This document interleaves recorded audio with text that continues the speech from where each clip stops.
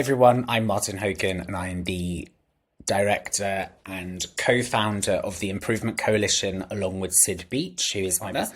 And in this video, we're introducing you to all things the Improvement Coalition. So it was co-founded by Sid and I because we realised we had a passion for developing people. We're doing that a lot in our other roles, but we wanted to do it more formally, more kind of nationally, globally.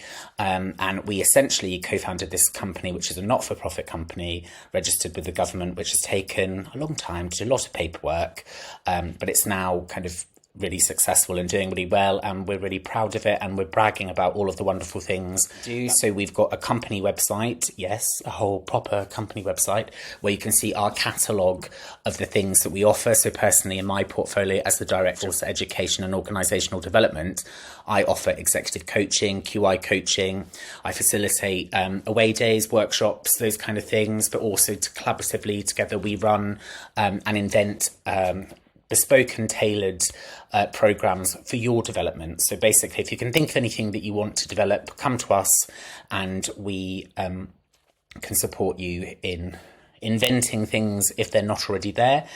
We do have lots of amazing programs already. So currently I'm focusing on quality improvement practitioner programs. That's a 3-day program, £389, which is a steal if you compare it to other courses, trust me. So it's 3 days online. We make the online learning really fun. So it's not just listening to me and Sid, thank God, talk at you all day. We use things like breakout rooms, mural, we play games, we play quizzes. There are prizes to be won. Cohort 1 and 2 loved it. They loved the format. The feedback kind of tells us what we knew, but it's nice to hear that really, really positive feedback. People saying it was the best course they've ever done in 43 years of their career. I mean, you can't get better than that. And lots of other really lovely support as well, which has been great. So it's a 3-day online program that we then ask you to run a QI project, and you might not know when you first start, and it might change, and that's okay, so that you can really learn whilst we'll be teaching you the methodology, but then you'll also be trialing and erroring that out and seeing if that helps improve your practice as a QI practitioner. So for those of you that don't know, quality improvement is the science of change, and it's relatively new to some people, but particularly in professional advocates, nurses and midwives, and most healthcare staff who are clinical and don't work in the world of educational research. It's the science of change, and it's how we want to change and improve things, whether they're teeny tiny things to massive system-wide things. So we feel that providing this program helps develop people, so it sets you up for success as a QI practitioner, so you can leave the course, graduating the course successfully, being able to run quality improvement.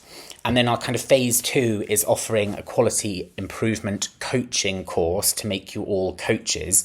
And as professional advocates, we kind of need to have a coaching qualification because we're doing a lot of coaching, which is an element of restorative clinical supervision, which is adapted from Brigitte Proctor's 1987 model of clinical supervision. And we've made restorative clinical supervision. So lots of different types of clinical supervision, which confuses people. But what confuses people even more is quality improvement. And they kind of avoid it because they think, oh, I don't know what it is. I avoided it when I was doing supervision. But the more I learn stuff, the more I think, well, actually, this is really adaptable. It can really help people get them over the hump and to understand their problem better, whether that's a service problem or a personal problem. So this program is really great. We've got cohort 4 coming up already. This is amazing. We've been around for 18 months and we want more people to do it. So if you want to sign up, I'll try and work out how to put a link. I don't know how you do that, but I'll figure it out.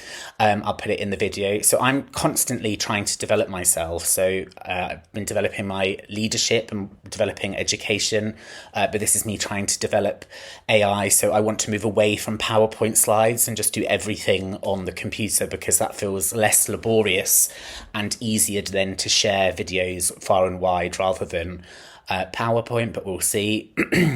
And in this video, also, I want to kind of talk about the 4 pillars of professional advocacy, because I see them as 4, could be wrong, but I've made every mistake under the sun, so I don't feel like I am. But there's the, delivering restorative clinical supervision, delivering career conversations, advancing people's education, advocating, which is a big umbrella term, and then quality improvement and implementation as well. So I think I've said more than 4 pillars. Let's re-simplify that, Martin. So the RCS, delivering clinical supervision, career conversations, quality improvement, and implementation within your role. So not just trust-wide, not just regionally, but within your role. How are you as a professional advocate going to make this part of business as usual?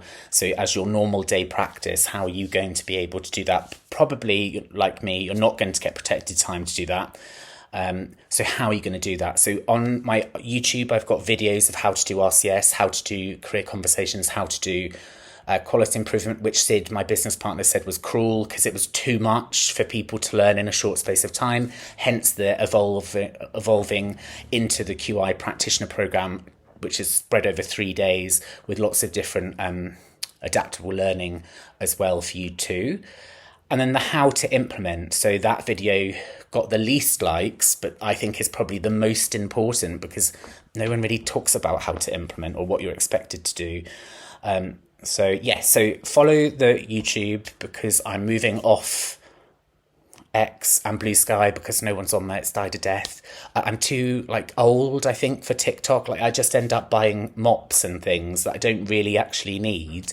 And Instagram is just for private debauched pictures of me on nights out. Not really, no, but it's more, I'm just trying to keep that private. So Facebook is predominantly work and catching up with old friends, and it seems to be a bit more social than when I left it 7 years ago, though I can see you can buy stuff, so ooh, dangerous.